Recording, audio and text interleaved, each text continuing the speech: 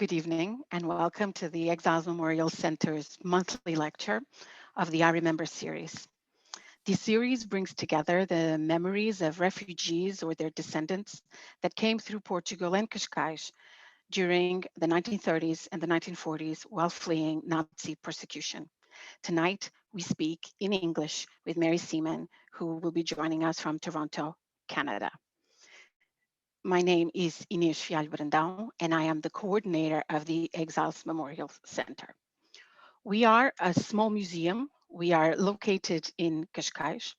And of course, before I proceed, I just wanted to give our acknowledgements for tonight's lecture, not only to the team at the Exiles Memorial Center, but to our colleagues at the Dom Luís Foundation, the various divisions within Cascais City Council that have helped us prepare tonight's lecture, to the Sousa Mendes Foundation and Olivia Mattes, to Dominique Torres and Joan Schwartz, they are Mary Seeman's cousins, and of course to Mary and her family, with whom we have been in touch for almost 2 years now, and who have been so kind in making sure that tonight's event could happen and go ahead.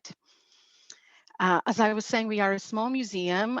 This is a photograph that was taken upon the opening of this museum, which was then the Estoril post office. The post office still works at this level, and we are on the first floor. You can enter through the side door here on Avenida Marginal. And we are located in Estoril. Estoril is here. I apologize, my phone is going off. And we are located in Estoril, next to Cascais, and we are a suburb in the city of Lisbon. Tonight, we're going to be speaking about a family, the Szwarc family. The people we will be mostly talking about are this one family, Oleg, Sonia, and their children, Jerzy, or George, and Maria Violetta, Mary. We will also, throughout our conversation today, be talking about Mary's maternal grandparents, Abram and Regina Brzezinski, about the brother of Oleg, Marek Szwarc, and his wife Gina and daughter Tereshka. And then we'll mention briefly the family of Gina Szwarc, Norbert Pinkus, Ludwiga Pinkus, and Risia Ludwig and Zofia Pinkus, who accompanied them through parts of their escape journey. Now, the Szwarc family escape journey will be one of the longest journeys we're going to be looking into. They're divided in two parts. So in blue, what you see is the journey of Mary, her mother, and her brother, at times with her maternal grandparents. And in red, what you see is the escape journey of Mary's father, Oleg, until they met in Trieste sometime in the winter of 1940. And by winter, I mean the early winter, January, February, or March 1940. And so we are ready to begin to meet Mary. Mary in August 1940, your father was already in the Polish army. He had been conscripted in advance in a prediction of the invasion of Poland by Germany and Russia. And on the 1st of September, that invasion did take place. What happened to your father when Poland was invaded? Thank you, Inês.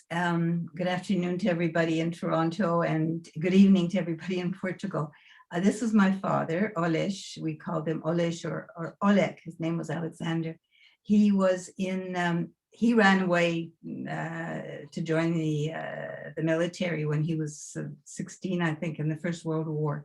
So he was a veteran of the First World War. He was in the reserves in 1939 when Germany and Russia invaded Poland. And so he left immediately and took that journey, which you saw on the map. He was imprisoned by the Russians. He was caught, as the Polish army didn't last very long, and he managed to escape by bartering his gold watch and to his jailer. He left. He managed to get to Sweden, and from Sweden he had a French visa because his company that he worked for a chemical company whose main office was in France. So he had a French visa. So he managed to get to Paris, where his brother Marek lived. And from there, he sent us, and this is my mom who stayed with us, my brother and I, my brother Jerzy and I. This was our apartment building, 224 Piotrkowska, ulica Piotrkowska, which I have visited since. So the three of us stayed. We had to wear yellow stars to identify us as Jews. There were stores who wouldn't serve us. Our bank accounts were closed. The situation for us in Poland was terrible.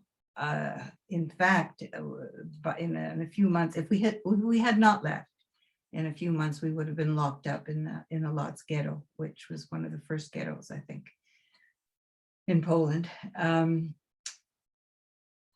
We go back. Shall we go back to? Well, this is me and my. These are my parents on their honeymoon in Portugal in 1928. My parents loved Portugal. They went there because it was a beautiful country, and also because my father's eldest brother Samuel was lived there. He was a Portuguese citizen. So that was my parents on their honeymoon trip. And the next picture was what? Oh, that's me and my brother Jerzy. I must have been about 3, I guess. That was before the war, and he was 4 years older than me. We weren't always lovey-dovey like that. We usually fought. And the next photo is this is also before the war, a year before the war, with my grandfather Isuher. Isuher lived in Zgierz, which was our ancestral home, my father's ancestral home. Lived there for generations. And my grandfather was city councillor. He was very well known in the town. He had a huge, well known in the country Hebrew library of precious Hebrew books that meant a lot to him. My grandmother had died actually the year before, so she's not in the photo. Mary, can I ask, how many brothers and sisters did Isuher have? Isuher was an only child of his 2 parents, but he had 4 stepbrothers from my great-grandfather's previous marriage. And how many children did he have? He had 10 children. My father had 9 siblings, 2 of whom died in childhood, and 1 who died as a young woman. And your father was the youngest? My father was the youngest son. He had 2 younger daughters, 1 who died in childhood. Okay. My father's younger sister, Zosia, lived with my grandfather after my grandmother died. And on the 26th of December in 1939, the Germans drove all the Jews, or essentially all the Jews of Zgierz. They put them in wagons and drove them eastward. My grandfather, Isuher, did not go on that journey because he had died the day before. He had died when the Germans entered his home and threatened to destroy his library, which meant the world to him. He apparently had a heart attack and died, and he was I'm told that he was the last person buried in the Jewish cemetery in Zgierz. This is me here also, of course, before the war, with my grandmother Regina, who went on the first part of that trip with us. She and my grandfather stayed with us up till Trieste. This is September 30. Yep, go ahead. No, in September 39, Poland is invaded. Your father's capture and barters his gold watch and escapes via Lithuania. Correct. We for a long time did not know what happened to my father. Exactly. So you knew he had been imprisoned, but you didn't know he had escaped. To tell you the truth, I don't know even if we knew that he'd been in prison. I'm not sure what my mother knew. Of course, the little I remember, I don't remember that we knew anything. But and at some stage, you got news that he was in France. My mother got news that he was in France and that he had sent us French visas. That he was so you had visas to go to France at that time. Go to France, and that he had sent them to the consulate in Warsaw. My father's brother Samuel had tried, because he was a fairly well-known Portuguese citizen by then.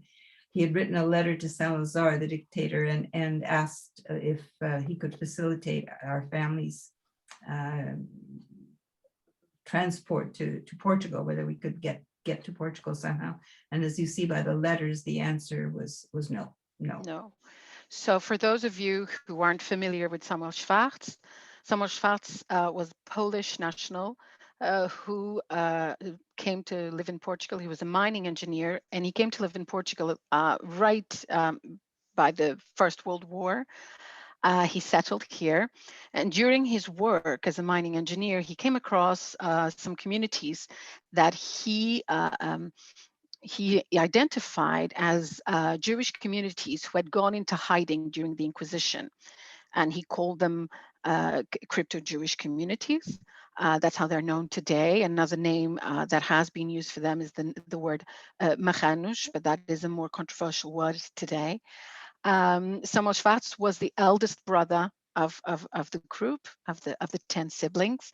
And in 1939, he, in exchange for the synagogue of Tomar that he had purchased and its collection and some documentation regarding Portuguese Jewish history and these communities, he gave that to the Portuguese state and obtained Portuguese nationality for him and his wife and his daughter in return. So at this time, he was a recent Portuguese national, but he was very well known. And you can see here the letter that he sends and that he signs, where he's asking for support in bringing his brother to Portugal. And here you see the reply in red: no, please see the memo of the political police.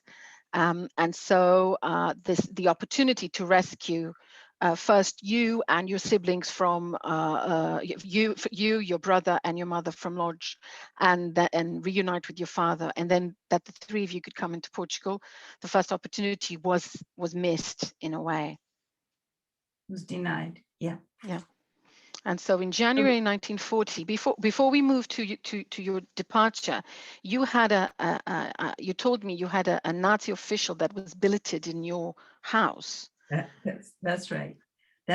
We in that apartment building that we saw, we had an officer of the German army who lived with us, and I have to say that he was very, very good to us. He was a good person. He saved us in many ways, because our Polish neighbors tried to, I remember this, I was 4, but I do remember this. They tried to break down the door one night and to come in and get us out of the apartment, because we were Jews, and they wanted to take the apartment over. And luckily, very fortunately for us, he was there and he chased them away. So we did not have a bad experience with this man. But we knew that our time in Lodz obviously was over, and that we had to get out. My mother's parents, my grandparents also lived in Lodz, and so the 5 of us, my mother, brother, and I, and my grandparents, left in a bus from Lodz to Warsaw. My grandmother had sewn up all the jewelry she had into the lining of my clothes as a precaution in case we needed money, which of course we did. We arrived in Warsaw and the town was bombed out. The people that we stayed with in Warsaw, the bathroom, the wall of the bathroom, one wall of the bathroom was completely gone. That's a memory that I remember. And there were bombing raids. I remember hiding under the bed. And when you were in Warsaw, you already had the French visas, so you went to pick them up? Consulate, yeah, my mother got them at the Warsaw consulate. But my grandparents did not have a visa. There was a visa for the three of us, but not for my grandparents. But they took their chances. They came with us by train from Warsaw to Katowice, which is a border town between Poland and Germany, not too far from Auschwitz. We got there, I don't precisely remember the date, and we stayed, again, I don't remember exactly for how long. I remember we all stayed in one room, and most of us slept in one bed. And my grandfather somehow managed to bribe the Italian, someone at the Italian consulate to give them a visa for Italy. Italy was in Katowice. In Katowice. Yeah, Italy was neutral still. Italy had not yet joined the war. So then they had their Italian visas. We had our French visas. So then we left Katowice and we went to Trieste. I think you have a picture of Trieste there. Do you? So yes, on the left, actually, I'll just introduce this photograph here.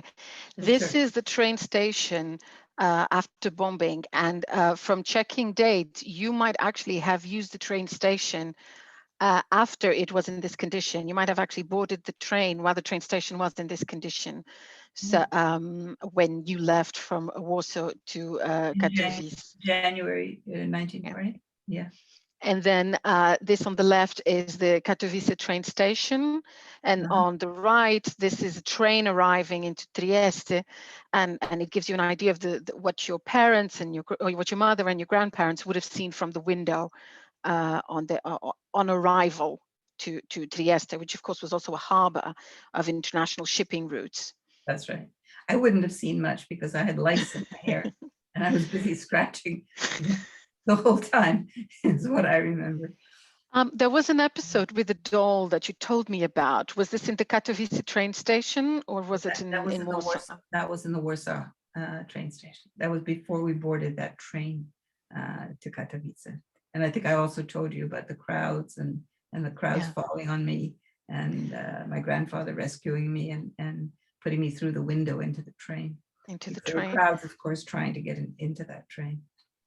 And your grandfather managed to get in by himself through the doors of the train, because again he was able to he was able to bribe someone, maybe bribe someone. Jewelry my grandmother had sewn. He managed to always have bribes handy. Would you mind sharing with us the story of your doll at the train station, or would you rather not talk about it? Well, it's a sad story for me because it's one of these early bad memories that children seem to retain. I had a favorite doll that I'd taken with me, and she had her clothes and she was very dolled up, and she had a little purse to go with her tailor suit. And when I went to the washroom, I came back and the little purse was gone. And then I never recovered it. When I went back, it was gone. And nobody owned up to have taken it. And I was, of course, miserable. Very sad. And then from Trieste, once you get to Trieste, your father is there to meet you. He meets us at the train station. That's right. He met you at the train station. At the train station. Yep. We got off the car, the train car, and there he was. Oh. Yeah. And so you hadn't seen your father for about 9 months, or more. Or more, I think, by then. Yeah. Or more. Because do you know when he went into the Polish army? Was it in August? Well, you know, I don't know. I thought he went when war broke out, but you think he went even before, which is quite possible. Yes, I think from what I've been reading, because there had been a certain level of anticipation, and the Polish government had actually been struggling because it wanted to set up the army and to have the army ready, and there was pressure from France and Britain that it shouldn't do so as not to give a reason for invasion, a motive for invasion. Right. And so in late August, the Polish government seems to have scrambled to put the army together and to ready itself for invasion. So until we find documentation, we cannot tell for sure when your father rejoined the Polish army. But I think now that the second fortnight of August is probably a likely date, a likely period for him to have joined the army. For him to have left. Yeah. Yeah. Yeah. And so you reach Paris, the three of you go back to Paris, and in April you are in Paris at the house of Marek Szwarc. Of Marek, who was an artist and a sculptor. You can see his picture on the left. And that's Gina, his wife, and Tereska, his daughter. Tereska, of course, was a child at that point, but she later joined the Free French Army in London. She joined de Gaulle and became a soldier. I think she joined at the age of, I think she joined at the age of 19. So, so at this stage, she would have been about 15. In 1940, she should have been about 15. She's 12 years, she's 12 years 12? older. No, she's 12 years older than I am. So if I was 4, yeah, she was 16. Would have been 16, yeah. And so you were staying at Marek. Were there other people staying there at the time? Not that I remember. Okay. And do you? I'm not even sure we stayed with them. I think we stayed near them, but I don't actually recall. It was then in Paris that we heard of my grandfather's death. Yeah, that's when we found out. And Marek, he didn't stay with you. At a certain time, he left. That's right. Now he joined the Polish army in exile, and he left for Scotland. He was so he left. So Gina and Tereska were on their own with Gina's father's family, which you mentioned at the beginning, the Pinkases. The Pinkases. And so do you have any memory of May 10, 1940? Do you have any memory of the decision of leaving Paris? I don't have a memory of the decision. I do have a pretty vivid memory of our trip from Paris to Arcachon, where we went. We went south, and my memory is that we took 2 cars, and that one car broke down, so that we all had to then climb into the remaining car and hold our suitcases out the window. That's the part I remember. So we have here, this document allows us to date your family's arrival to Arcachon. As it happens here with us in Estoril, you also had to register locally as a foreign citizen. And so the date of this request is the 28th of May. So that's 18 days after the invasion. And it means that you might have arrived actually the day before, and the following day you went to register. But your family settled in Arcachon around the 28th of May. Right. That's my mother, and that's her carte d'identité. Yeah. And so we stayed there until we were able to get a visa, thanks to the good graces of Aristides de Sousa Mendes. That's his picture. The excerpt is from my cousin Tereska's book. Tereska became a writer. She wrote many books, but this is about her stay in Portugal. This was Women's Barracks, sorry. Yes. It was one of her early books. It wasn't about her stay in Portugal particularly, but she did mention that. And as she says, she got her visa in, she says Biarritz, but of course it was Bayonne. And so both she and her family and we managed to get our visas. We owe our lives, of course, to Sousa Mendes. the fact that you were in Bayonne, and Tereshka says that it was on the 25th of June. This also means that there isn't a record of your visa in previous meetings with other. It wouldn't have been 25th of June. I think we crossed on the 14th. Now, we were not together with Tereshka's family, so I'm not sure about her dates. But you had visas, you got your visas all together or not? I don't think so. So you think you probably got yours from Sousa Mendes in Bordeaux and not in Bayonne? That's very likely. Yeah, I think that is very interesting, because in the earlier letter that you see to Salazar, one of the things that Samuel Szwarc mentions to Salazar is, of course, that the Portuguese consul in Warsaw already knows about the situation. Now, at the time, because of the war, the Portuguese consul in Warsaw was in Lisbon, and he was the twin brother of Aristides de Sousa Mendes, César de Sousa Mendes. So it is quite possible that Aristides may have been alerted to your family, and may have been alerted by his brother, and therefore once your family contacted him in Bordeaux, on the 14th of June, that he may have just given them the visas, and that's quite interesting. When Tereshka says the 25th of June, I also find it quite a late date. So I think it's it's the last visas I identify having been given in this occurrence, this Sousa Mendes occurrence in 1940. Or earlier. Yeah, Tereshka might have gotten wrong. She was young at the time, and she may not have remembered exactly. But yeah, I know that they were twin brothers. The Polish consul was a twin brother. Yeah, it's quite an amazing coincidence. And César actually was was a minister of Salazar in his first government, in this first civilian government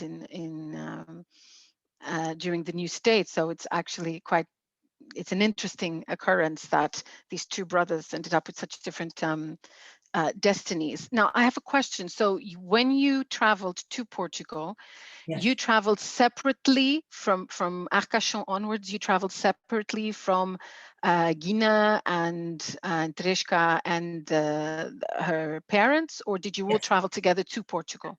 No, we traveled separately. And they ended up in Figueira de Foz, as you know, and we ended up eventually in Lisbon.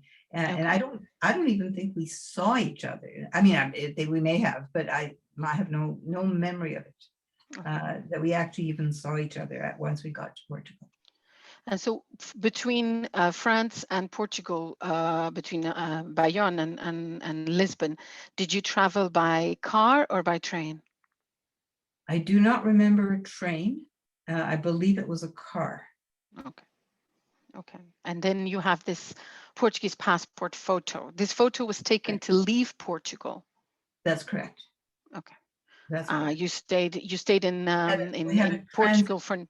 We had a transit visa, which was what we were given. It's a 3-month visa, but we renewed it 3 times. So we were in Portugal for 9 months. In the municipal archives in Cascais, we have the requests of visa renewals of many of the refugees who were here. And the first time I saw these files, there were these very thick files, and I thought, oh my God, it's thousands of people. And then as I went through them, I realized it was a lower number of people that were renewing their visas over and over and over again. And they could stay up to 2-3 years in Portugal, but they had to renew the visas every 3 months. And that's what's very interesting in this process, was that throughout the entire time, the visas were only 3 months long, but they were renewed over and over and over again. There was no. My memory of it was that my parents kept thinking that we couldn't renew them. They were surprised each time that they were renewed, because they thought there was a terrible pressure for us to leave. I think there also was pressure to leave, but it was a parallel system. On one hand, the pressure was that people should not be there, the refugees should move on, and this is common to Portugal and Spain. But the state knew that once the United States entered the war, especially, it would be very difficult for the refugees to move on. And so from very early on, there was no pressure. Of course, you left even before America joined the war, but from very early on, there was, while pressure was verbal, the fact was that bureaucratically and logistically, visas were renewed, people were allowed to stay until they were able to make their arrangements. There's the documented cases of people that were sent back or escorted back to the border is is less than 10, and usually it involves refugees who were involved in political activity rather than refugees who were Jewish or who were only refugees at the time. So that was also thanks to the treaty that Portugal had with Britain, right? Yeah. I don't think that the refugee relationship was as dictated by the relationship with Britain. Of course, the treaty could be invoked at any time, as it was later on in the war in 1943 by Great Britain in order to receive from Portugal whatever it wanted. Right. And in that case, of course, it was the Azores Islands, the use of the Azores Islands for the American army.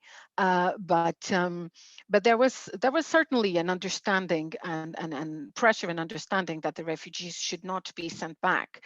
Now, another thing that the Portuguese government did, of course, was negotiate with the support agencies they were international refugee relief agencies, and Portugal negotiated with them, the state negotiated with them that the financial costs of their stay in Portugal should be borne out by either the refugees themselves or these foreign agencies, which of course were for the most part American agencies. We're talking about the Joint Distribution Committee, the Quakers, the Friends, HISEM and HIAS were part of the Joint,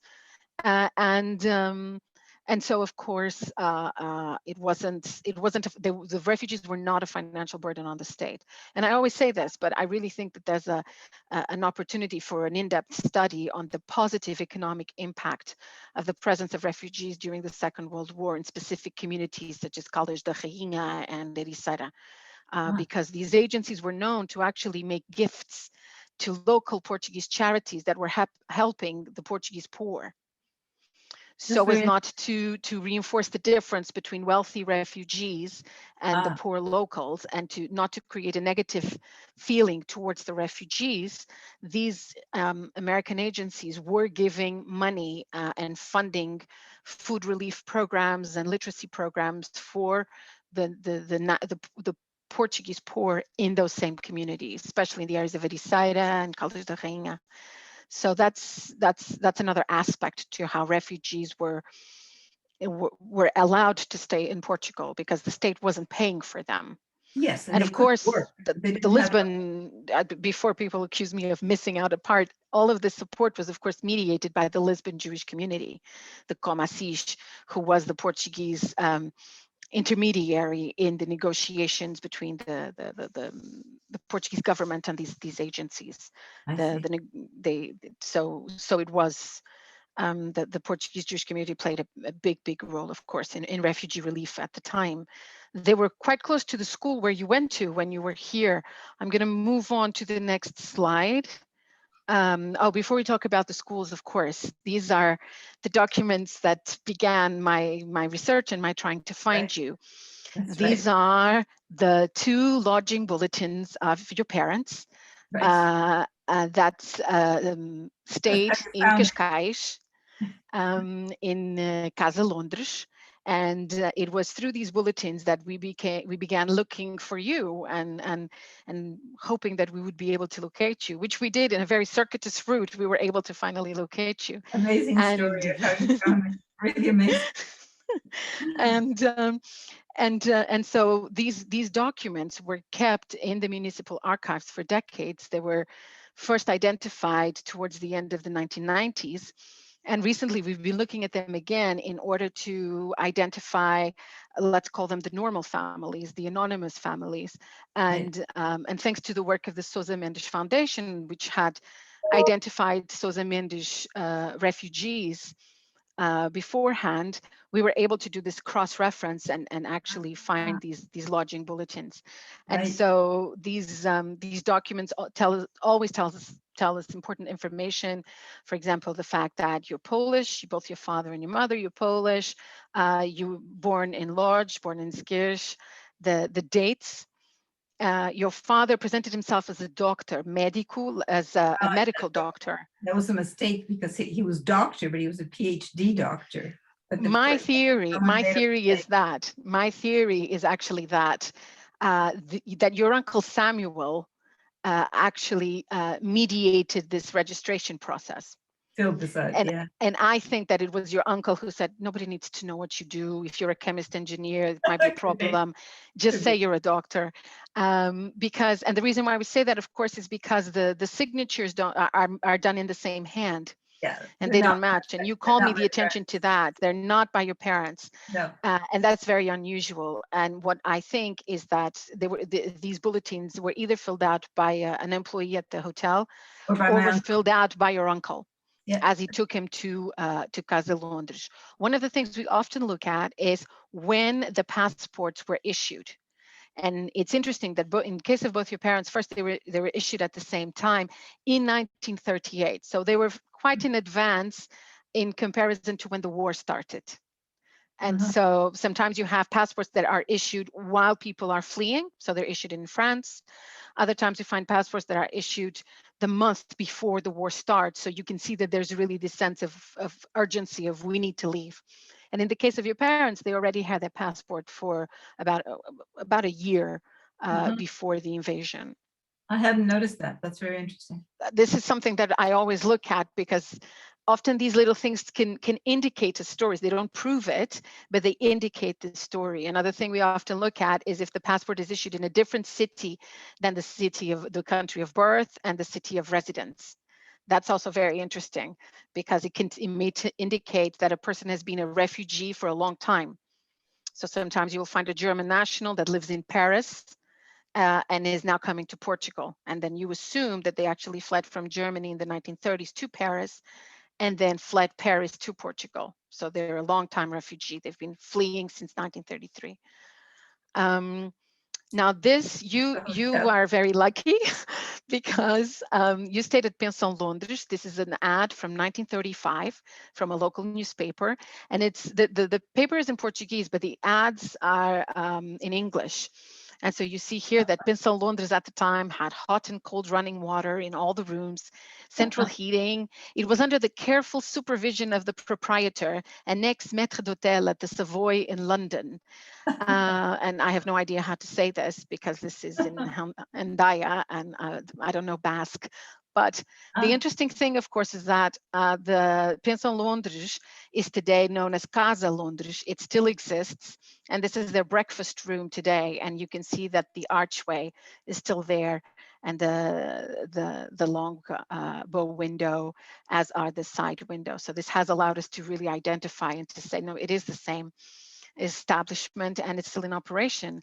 And to this day, of course, only 3 establishments are still in operation. They are Casa Londres, Hotel Palácio, and Hotel Inglaterra, of all the hotels that were working beforehand. So I think of all the people we've interviewed so far, you're the first one who stayed at an establishment that's still in operation today. And this, of course, is our perfect picture. This picture brings together, for anyone who studies the Portuguese history and Portuguese Jewish history, this is the photograph of your father, your mother, and the 2 of you, taken in Estoril, in the casino gardens. Here at the back is Hotel Palácio. And here are the wife and daughter, Agatha and Clara Schwarz, of Samuel Schwarz. Right. And we presume, of course, that Samuel is taking the photograph. That might have been my uncle taking the photograph. And that might explain also, because this isn't a professional photograph, the way the shadows, here you can see the shadow, etc. The photographer would have made something really fancy. And so we think that Samuel took this photograph. And for anyone who studies Portuguese Jewish history, this photograph brings together these different histories of the Jewish experience in Portugal. whether as a researcher, as a Portuguese national, or as a refugee that comes through the country. So I was very happy to find this photo. My cousin Clara got married when we were there. Yeah. That was at some point while we were there. It was her wedding, which I do not remember. I have no recollection of it, but she remembers it because she says that I cried throughout The entire wedding. the entire wedding. Do you know when it was? Maybe it was too hot, and that the summer was very, very hot in 1914. Oh, interesting. Yeah, I don't remember. João would know. Yeah, I'll check with him. I think João, who is your cousin, your first cousin, I'm sorry, who is your second cousin, is listening in tonight. So I'm hoping that he will be able to join us for one of these talks one day.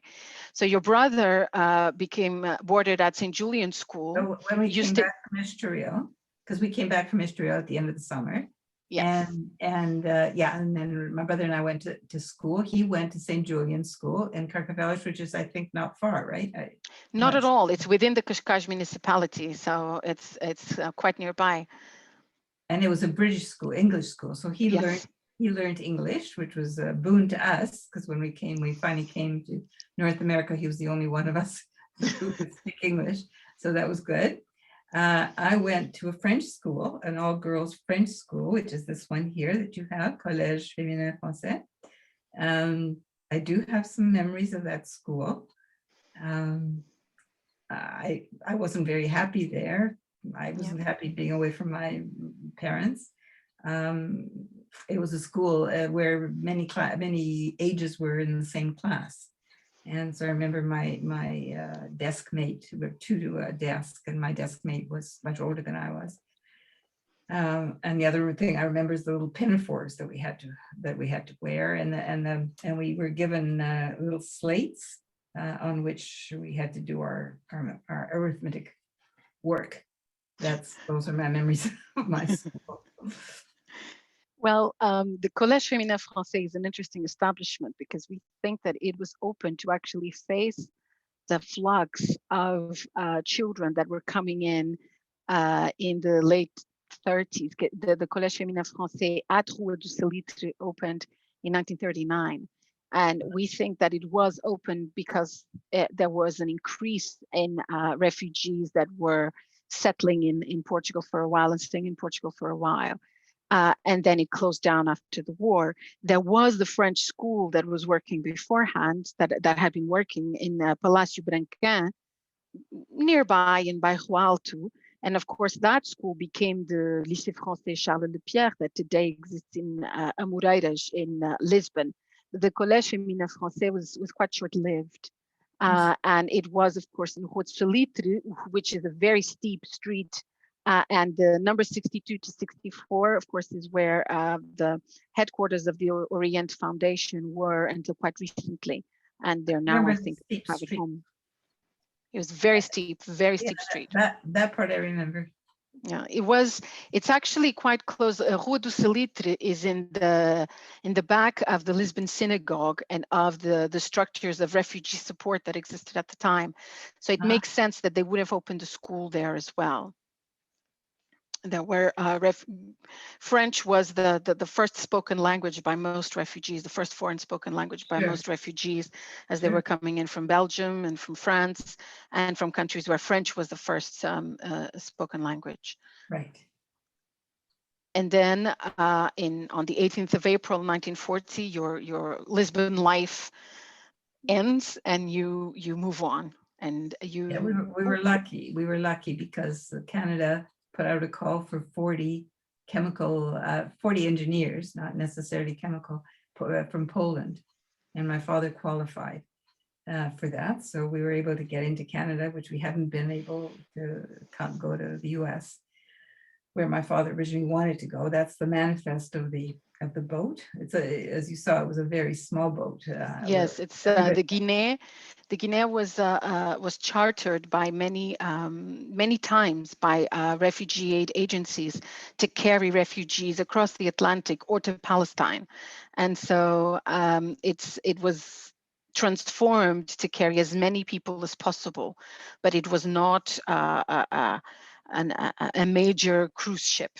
It wasn't a seaworthy boat, I don't think. And we were all constantly worried about the German submarines. Yes. But we spent most of our time being seasick, that I remember. That's us on the manifest. Yeah, right here. Yeah, it went to New York. It landed in New York City. Now it says here, so that for those who are wondering, it says here under 16, so that's for the two of you. And exempt, you were exempt of a status because you were moving on to Canada.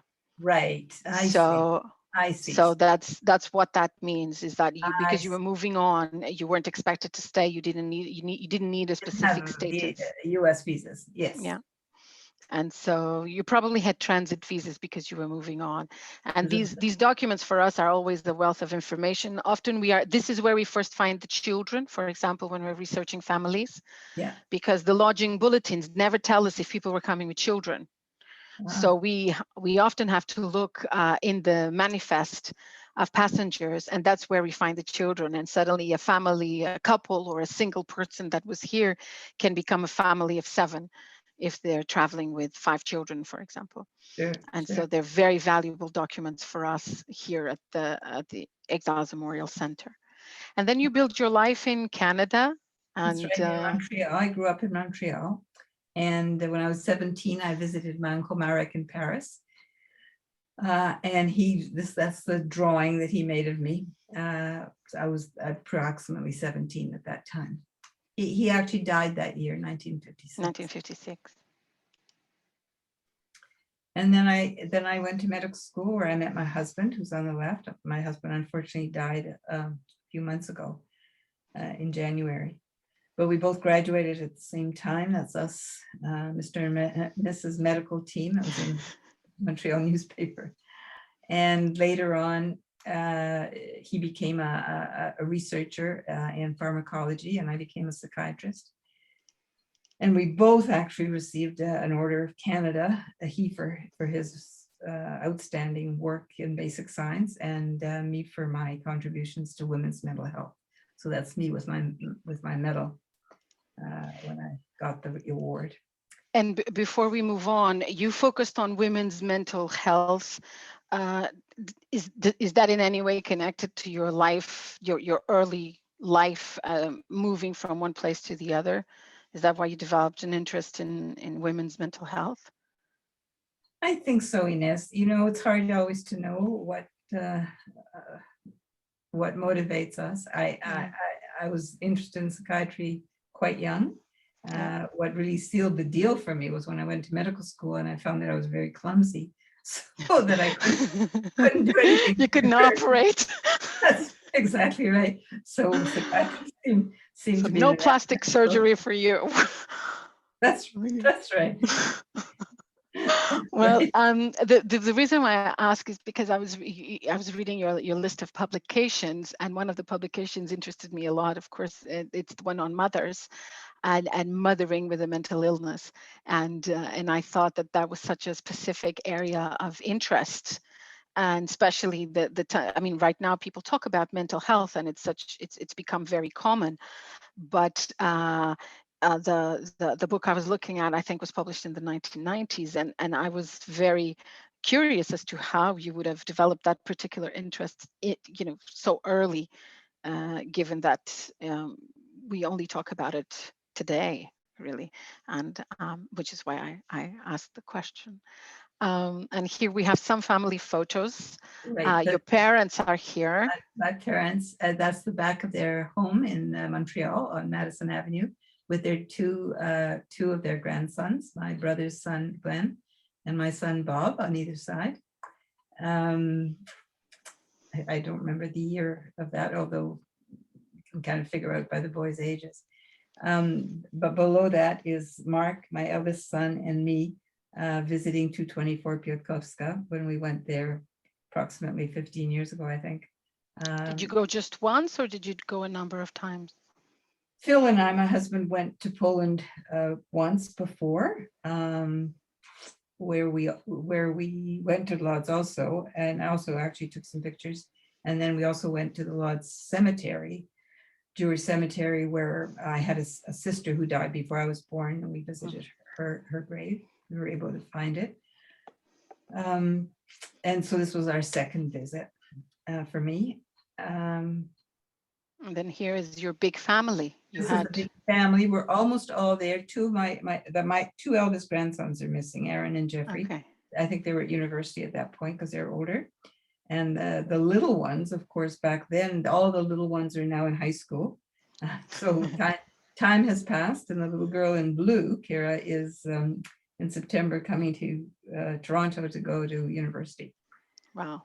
So time has passed. It has. This was the events we are talking about were 80 years ago. So I'm quite grateful that you're spending a whole hour with us talking about it. Now we've mentioned the Szwarc family. You've talked about Isucher and the fact that he died when the Germans invaded Gers, and that he died in connection to the destruction of his library. Yes. Then your aunt and her son Riccio, they are the ones who lived with Isucher, correct? That's right. Her Zosha's husband had left for had gone east and survived the war in Russia. But they were alone, and they were sent east and ended up in the Warsaw Ghetto and died, I believe, of hunger in the ghetto. In the ghetto. And Henrik then was another. Sorry. Go ahead. Henrik was another, Berush, we called him, was another brother of my father's, and his wife Mala were sent to Majdanek, where they died. They had two sons, Vladek, who was also murdered, and another son who survived, David, who managed to get, first he came to live with us in Montreal for a while, and then he went to Israel, where he married and has two sons and a growing family. And the remaining sons and daughter of Isucher were already living in what became Israel, in the British mandated Palestine. We were very, very fortunate that other than the ones who died in childhood, they all immigrated to Palestine and survived the war. And my mother's two brothers, one also did his medical studies in Paris, went to Palestine. And his other brother survived the war in Siberia, but managed to get to Israel afterwards. After the war. Toronto has recognized Sousa Mendes and his deeds, and there is a playground named after him. You're the one who sent me this photograph. I didn't know it. Yes. Were you connected to the ceremony? Were you there? Yes, I was. I was there, and I was fortunate enough to meet one of Sousa Mendes's children. I believe he had 12. Yes, 14, I think. 14. Yeah. I met, I forget the name of the young man that I met, but I was very privileged to meet him. And I told him that we owed our lives to his father. We're going to conclude our conversation now. We're going to move on to the questions parts of our conversation. I wanted, of course, to thank you for just telling your story today. We will be having some meetings now for the next months. In June, we're meeting with Sonia Huli, who's the daughter of Bergen-Belsen survivors, daughter and granddaughter of Bergen-Belsen survivors, and she lives in Cascais. And then we will talk to Anita Rosenthal-Ayash, who some of you may know, and Robert Sternberg in August. For those of you who don't know us, the best way to find out about our talks are by joining our mailing list here at this email address. Which you can also find online, of course. Otherwise, you can just follow the Cascais City Council Facebook page, and they will let you know as well. I'm going to stop the slideshow, and so that we can now move to the second part of our conversation. Someone asks, does the fact that you went via New York to Montreal, does that mean that you didn't go through Ellis Island?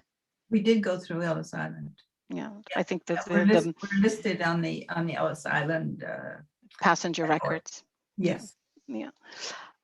You may actually have stayed in New York to a couple of days or something to go before you went on.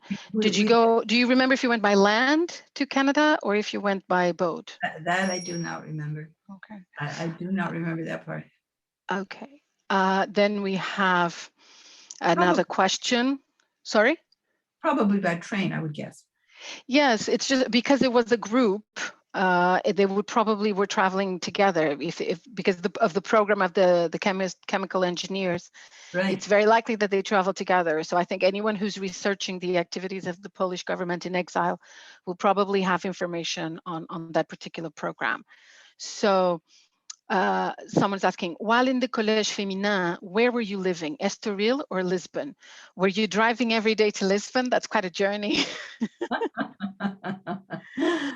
It's actually not that far a journey because I've taken that journey. It's not really that far, but quite beside the point. No. We were only in Estoril for the summer. Yeah. When school started, we lived in Lisbon. We did not live with my uncle, but we lived in one room, as I remember.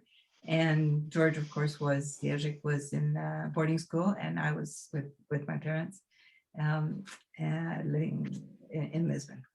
Your parents were on the list of refugees supported by HIAS, am I correct?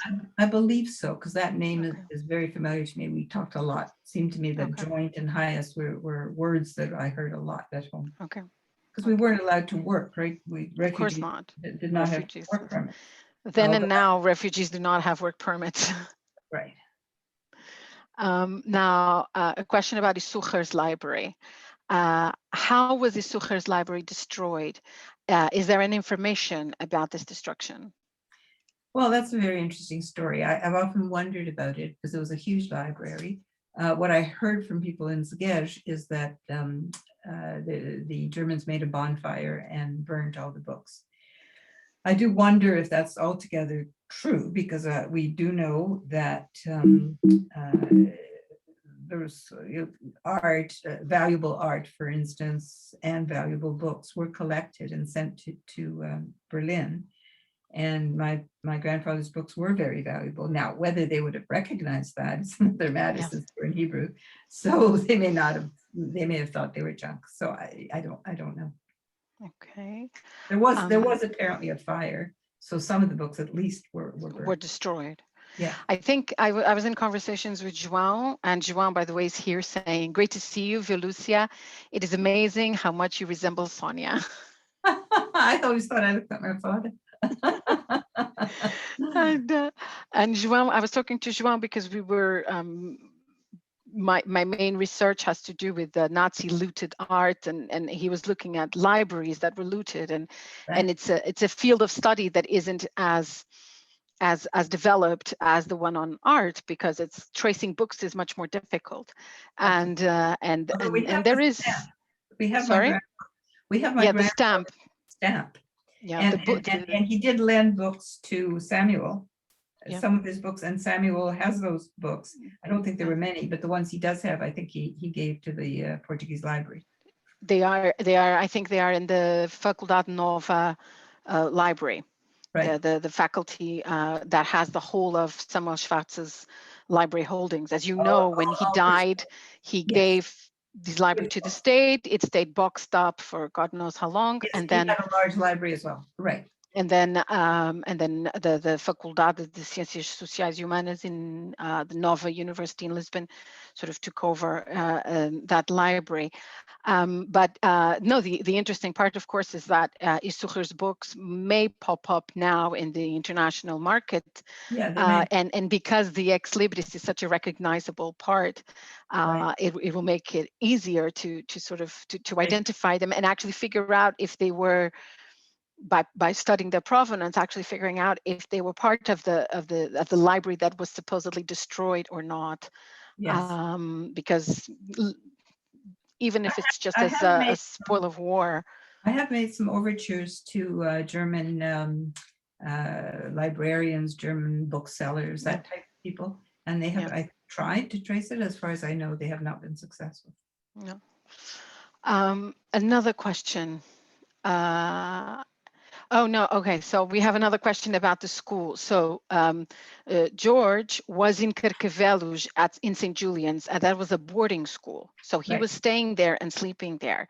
Right. You were living in Lisbon, probably quite close to Rua do Salitre, because that's the area in which the synagogue and the support systems were located, and also where your uncle lived. So you were probably living in that area of Rodrigo da Fonseca, that whole area there, and you were going to a day school. So your Right. mother was, or your father, Right. you were being taken to school and picked up from school, and then Right. taken home every day. So there was no daily driving between Cascais and Lisbon, or Carcavelos and Lisbon at all. Let me just move on to another question. Was there any point at which life became to feel normal for you after all the trips from Lodz to Montreal?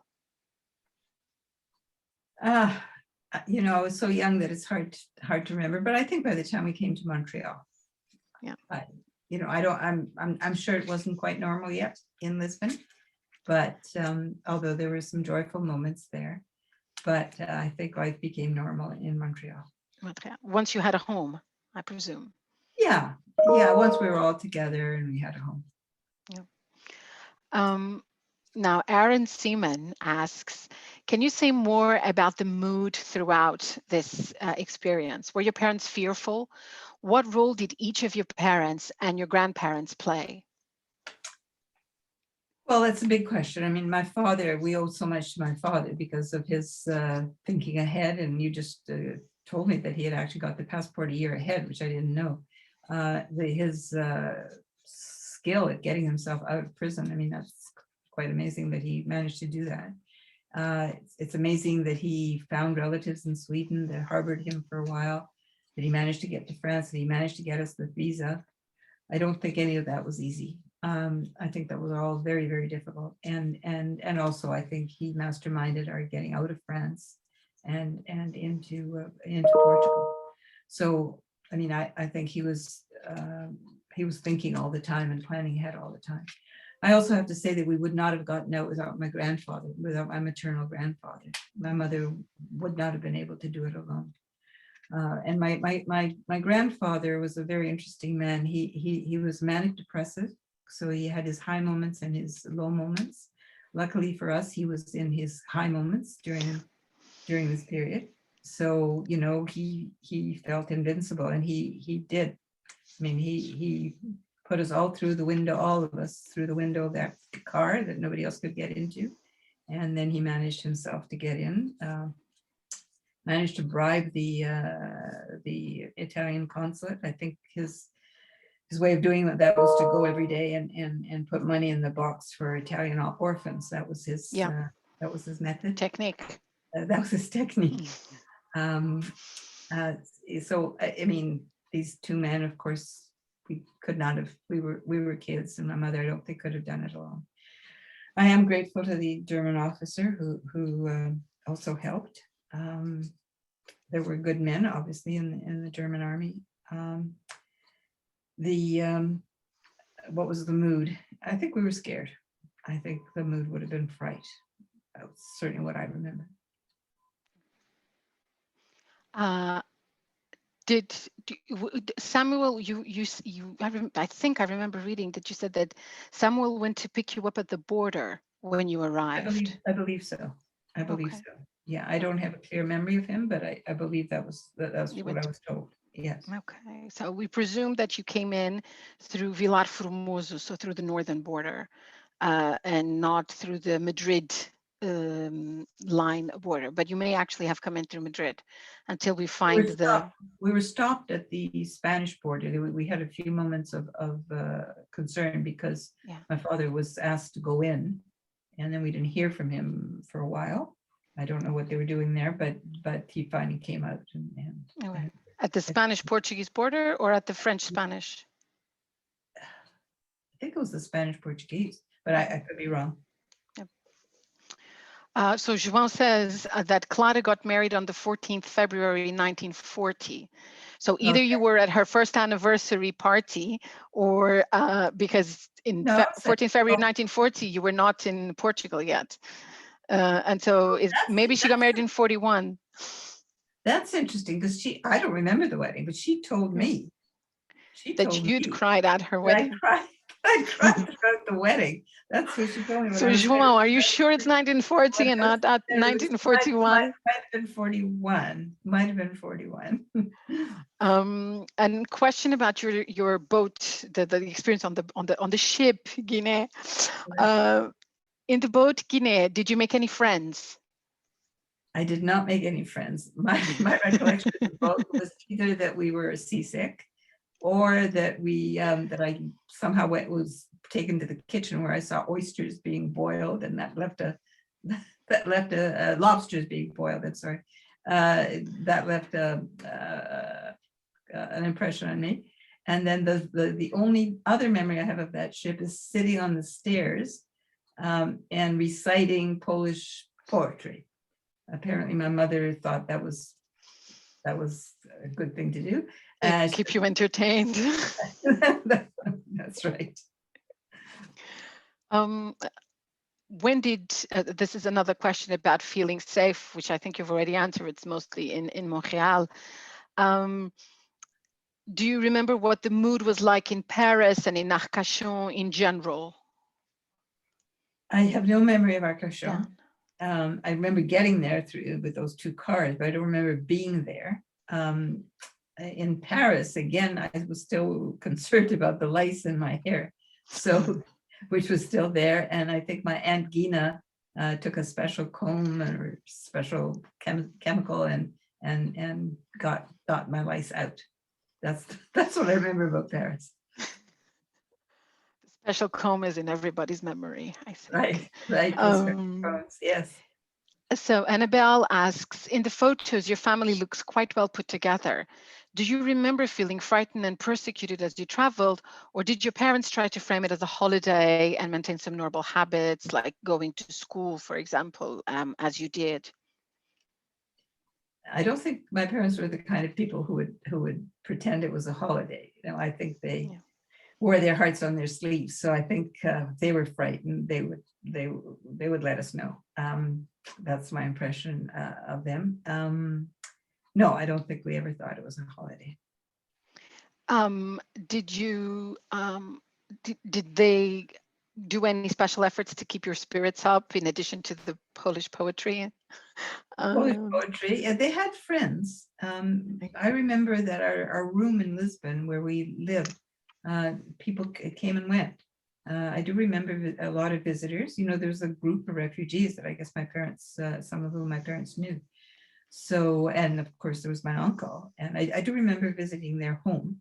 What I remember about that is that my aunt had a, I don't know what you call it. I remember it as a hallway, but it was more like a pantry where she stored jams. Yeah, that's a dark pantry. Like a sort of an airing cupboard or something where you can store. Right. It's a bit of a pantry, really. It's a little closet. Yeah. And I remember that she used to take me there, I guess, to give me the jam. So that I remember that. Yes, sugar is always good. Now, someone is asking here, how did you get the Sousa Mendes visa? Inês, can you explain the broader significance context of Sousa Mendes? Yes, of course. So Aristides de Sousa Mendes was the Portuguese consul in Bordeaux in 1940. He'd been there for some years, but he had been warned by the Portuguese government not to give out visas without prior approval by the Ministry of Foreign Affairs. And in turn, the Ministry of Foreign Affairs required approval from the political police. So it really was the Interior Ministry that was deciding who was getting the visas to come to Portugal.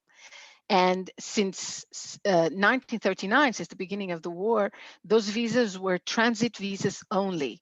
Consuls could no longer give entry visas to Portugal. They had to be transit visas by definition. So in 1939, a circular comes out, a memo comes out, it's called Memo 14, and it says that in order to obtain these temporary entry visas into Portugal, transit visas, that the people, the requester must show that they have a visa for the country, the final destination country, a permanent entry visa. They must carry with them transportation tickets, and that means a boat, a ship ticket, or an airplane ticket. They must have all documentation to travel through the countries that are required. And if in case when they leave Portugal, they have to go through a third country and a fourth country and so on. Applies if they have, for example, a J on their passport. And that means that anyone who was classified as a Jew because of Nuremberg laws in Germany, in Czechoslovakia, or in Austria, they would already have the J on their passport. And so they would need that permission to come first. For Poles, it was an issue of citizenship. They had lost their citizenship because Germany had invaded. So there wasn't yet a division between being Jewish or not, but they would have that problem. And so They also required to have a certain amount of money, I believe. That is no, there was no specific thing. They had to show that they could provide for their stay in Portugal. Okay. But there was no specific monetary amount. The issue was the third country visa, for example, which in most cases people wanted to go to the United States, that visa was very difficult to obtain because it required people in the United States to sign affidavits saying that they took moral and economic responsibility for you, and there was a monetary amount to it. So you couldn't just say, I'll pay for my family. You had to show that you had $10,000, for example, to pay for that family to stay without costing money to the American taxpayer.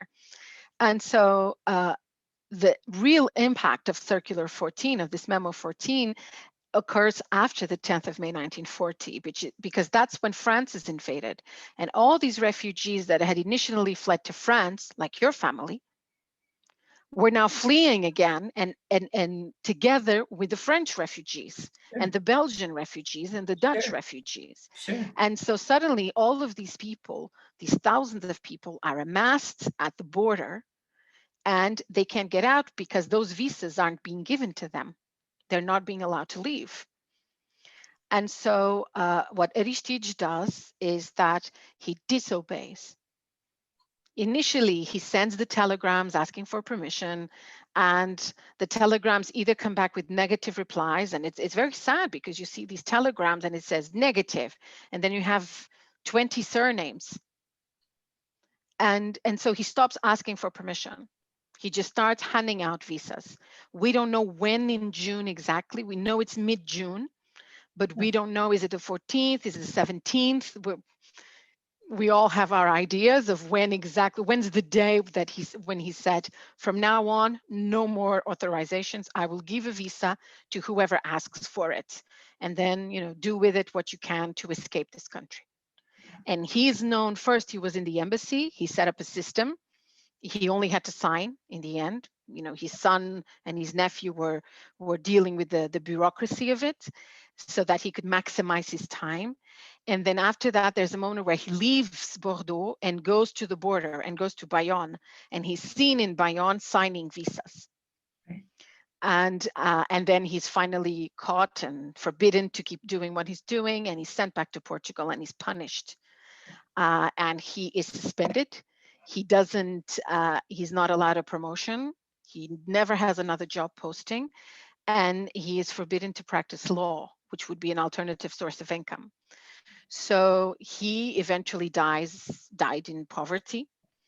And the name Sousa Mendes was a problematic name in Portugal for a long time. So his family paid heavily for the price of their father and the father's action. So the children are spread throughout the world. They're in America, they're in France, they're in Portugal. They're the grandchildren. There are no living children of Sousa Mendes anymore. And so to this day, in a way, the family the fact that the family was so spread throughout the world shows what happens when the state punishes one man for that action. One man and one woman, of course, because he was married. His wife was with him for the entire period of his disciplinary hearing. He had driven his wife and children to Portugal in 1939, so they were not in France at this time, and so he paid a price, and he's only been rehabilitated from the 1980s onwards. And so I would advise anyone who wants to know more about Sousa Mendes to check out the Sousa Mendes Foundation. That's an American foundation, American website. And then there is the Portuguese Aristides Sousa Mendes Fundação Aristides Sousa Mendes, which also does a work of keeping his memory alive. We have a question here.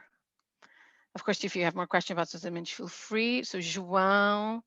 So the books of Samuel are in the Biblioteca Sotomayor Cardia in Universidade Nova, and Samuel lived in António Augusto de Aguiar. Your recall of these details is amazing, given you were only 4 years old. How did you develop all these memories? Did you talk about it often with your parents after your escape? Yeah, memory, of course, is a very strange thing, isn't it? And some of the memories may in fact be stories that have been told over and over, not real memories, but memories of stories that I've heard. That's quite possible. Some of the memories are sense memories, like the one about not being able to breathe at the train station. I mean, that's a memory that is my memory. Nobody else would have known about it. That's a memory that I recall. The memory of being woken up in the middle of the night and having the neighbors storm at our door and being terrified. I mean, that's also a true memory, I believe, because I can feel the terror of that. The memory of my doll's little purse being stolen. I think that there are memories that I think are true memories. There are others that very likely have been told to me. I mean, the story about the lice, that could be a story that was told to me by my mother. It's hard to distinguish. A person here asks what happened to your grandparents that went to Italy. So your maternal grandparents. Right. They were very fortunate. They got a boat to take them to Palestine. This was before the British embargo, because as you know, there was very shortly after that, there was an embargo that Britain put on the ships that could not then get to Palestine. But at that point, they were still sailing. And so they managed to do that. And they lived out their life in Palestine. We have a number of questions. I'll just collapse them into one. Do you have memories from Poland before the war? Do you have happy memories from Poland before the war?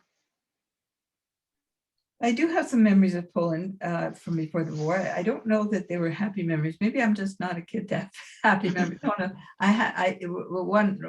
One memory I have is that my mother told my brother to take me out to play with his friends, and he took me out, but he kind of abandoned me. So I was on my own while he went to play with his friends. I remember that. I do, however, have a memory, which again, I don't know if it's a real memory or a tale that was told, but I have a memory of turning 3, it being my birthday, and kind of looking at myself in the mirror and telling myself what a big girl I was. I remember that. I remember I had a little doll that was a boy doll, whose name was Tommy. I remember him. And I remember we had a canary, but the canary flew away. So that started as a good memory, ended as a bad memory. Yes, my parents told me my 2 canaries flew away, and they only recently confessed that the 2 canaries had died and did not fly away at all. So Karen asks why you went to Canada instead of the US, if it was anything to do with the French language. And related to this life in Canada, how did your parents feel about their escape? Did they feel proud of their escape? Did they miss their lives and relatives from Poland? And how did they rebuild their lives in Canada? Well, it's a big question. My father and mother wanted desperately to go to the States. I mean, that's where they wanted to go. They didn't know much about Canada. Although I have to say that when my father was courting my mother, he took her to a movie in which it was a movie about Canada. And Canada in that movie was full of snow. And he said, he turned to my mother remembers this, he turned to my mother and said to her, "One day I'll take you there." So his promise was fulfilled. But in fact, he wanted to go to the States. He had a distant cousin in the US who was a movie producer or director, and who we thought was quite well off, and we thought that he might be able to help us. But he couldn't, or he didn't. So you mentioned you had a German Nazi living with you. How did your mother manage to bake money and hide the jewelry without him noticing? I think that was your grandmother. It was my grandmother who, yeah, I don't remember my mother doing any of that. Okay. Yeah, it was my grandmother who hid the jewelry. Now Bertha asked. What I remember about the German officer, other than the fact that he was a nice guy and that he brought us roast chicken on Sundays, but other than that, what I remember was a kind of humiliating thing that he made my mother take off his boots. You know, he had these army boots, and my mother had to take off his boots. That I remember. Thank you, Mary, for sharing this compelling story. In your opinion, why do you think some members of your father's generation survived and others did not? Do you think that some did not foresee the future or did not believe the worst could happen? Yeah, that was probably true. A lot of my father's siblings were Zionists. My grandfather was a strong Zionist, one of the early ones. So they went to Palestine for that reason, not because they were necessarily thinking ahead or wondering what was going to happen to Poland. But of course, the ones who stayed for a reason. I mean, my aunt Zosha stayed to take care of her father. My uncle Henrik and his wife, I think they were, I forget what profession they had, but they had a profession that they didn't want to leave behind. And you know, everybody, I think, thought that things were temporary. There were bad things going on in Poland, and had been for some years, but I think we all thought, I presume we all thought it was temporary. Maria Szwarc asks, what do you remember from your time with Clara? I don't remember much. I do not remember the wedding at which I presumably cried. Well, Joan has specified that it was on the 27th of February 1940. And so it may have been another celebration. Yeah, maybe. So maybe that Clara, occurred Clara because Joan was saying his brother, Henrique, presumably, was born on the 27th of November, 1940. Okay. So you may have been there for a baby celebration. And so when she told you that, she may have confused the two, but she might have. Yeah, she might have got it wrong. Yeah, I believed her because I didn't remember. What was the question again? Sorry. The question was if you had any memories of Clara. Oh, Clara. Well, really the only memories I actually have of her are that picture that we saw on the beach, and I have a few other pictures of that beach with her there, and I certainly remember those. When I went to visit her more recently, before her death, I actually brought her those photographs. Yeah, and she also later in life visited. I wasn't there. I was in another city, but she did visit my parents in Montreal. Did you learn Portuguese? Any Portuguese at all? So much exposure to so many languages for a young child. I remember one phrase from Portuguese, which was a little boy who lived, I guess, next to us, who used to call me every day and said, I don't know how I'm pronouncing it, but I think what he said was "Carriage bring cara," which I think means Do you want to play? Yeah, that's very sweet. That's the only phrase I remember. Queres brincar? Do you want to play? Mary, do you remember if it was a challenge to get a Sousa Mendes visa, and how did it work? I do not remember. I do not remember that. Yeah, I was not told. We have 3 more questions, and after that, I will release you. What are your most important memories of your mother over this time, and how did she contribute to keeping you safe? Has your opinion changed over time about some of your own stories or memories? I've repeated some of the stories so many times that I think they're kind of well ingrained in my mind now. Hopefully most of them are true, although I don't know. My mother was a wonderful person. My mother was always there. She was always loving. She took very good care of my brother and myself. I could always go to her if anything bothered me, if anything worried me. She was she didn't work when we came to Montreal. I think she felt bad about that. I think she would have wanted to, but she really didn't have the skills to do anything that she thought would help out. And so my father took care of the finances, and she took care of the home. How have these memories shaped your life since in Canada? It's hard to tell. I tend to be I tend to be overprotective of both my patients and my when I was practicing, and of my children. I think they would probably say that. I'm always a tiny bit suspicious of people. I take them at their word, but I always, at the back of my mind, wonder what exactly they have in mind. They're aiming, yeah. They're aiming at.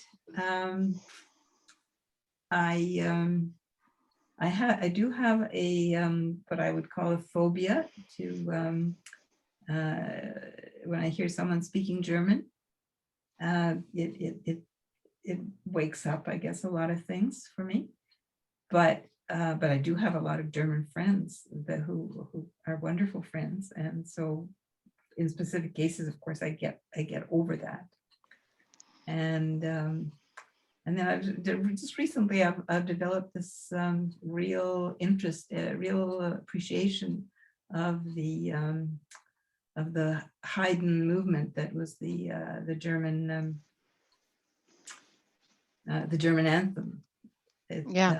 It's an absolutely beautiful piece of music, and it surprises me that I find it so beautiful when it has such bad memories for me.